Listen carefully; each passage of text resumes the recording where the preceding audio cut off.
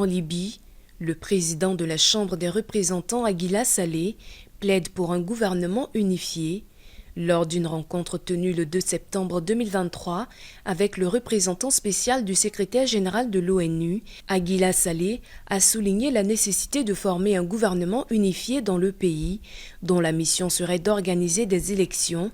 Selon Abdoulaye Bathily, des efforts et des consultations doivent davantage être faits pour achever le processus électoral en réponse aux désirs du peuple libyen.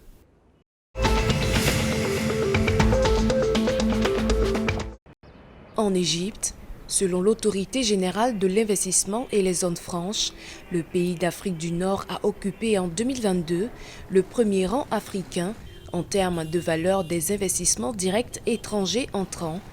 D'après le président directeur général de l'Autorité générale pour l'investissement et les zones franches, Hossam Reiba, cette place occupée par l'Égypte découlerait des opportunités d'investissement offertes par le pays aux entreprises étrangères, notamment dans le domaine industriel, de l'automobile, l'électroménager, la production d'énergie et l'hydrogène vert. À noter que selon la Conférence des Nations Unies sur le commerce et le développement, les flux d'investissement directs étrangers en Égypte ont atteint 11,4 milliards de dollars en 2022 contre 5,12 milliards de dollars en 2021.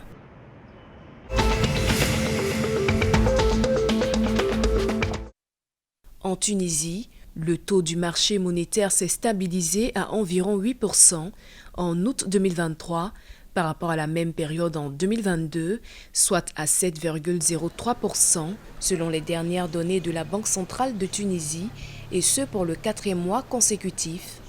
À noter que l'augmentation du taux du marché monétaire tunisien serait essentiellement due à la révision à la hausse du taux directeur de la Banque centrale tunisienne à plusieurs reprises ces dernières années en vue de faire face aux pressions inflationnistes.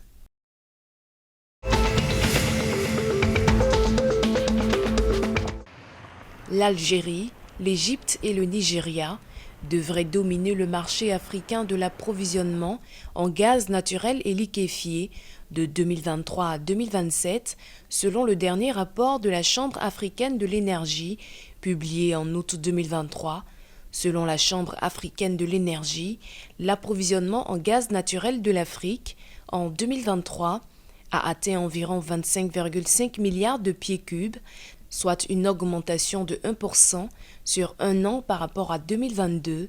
L'Algérie, l'Égypte et le Nigeria devraient assurer la majorité de l'approvisionnement en gaz naturel, avec une moyenne de 80% du gaz africain total provenant de ces trois pays.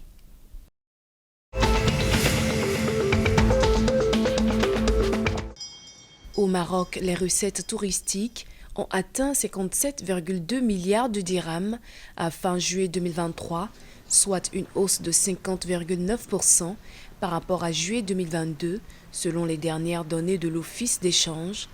Les dépenses voyage au titre des 7 premiers mois de l'année 2023 ont atteint 14,5 milliards de dirhams.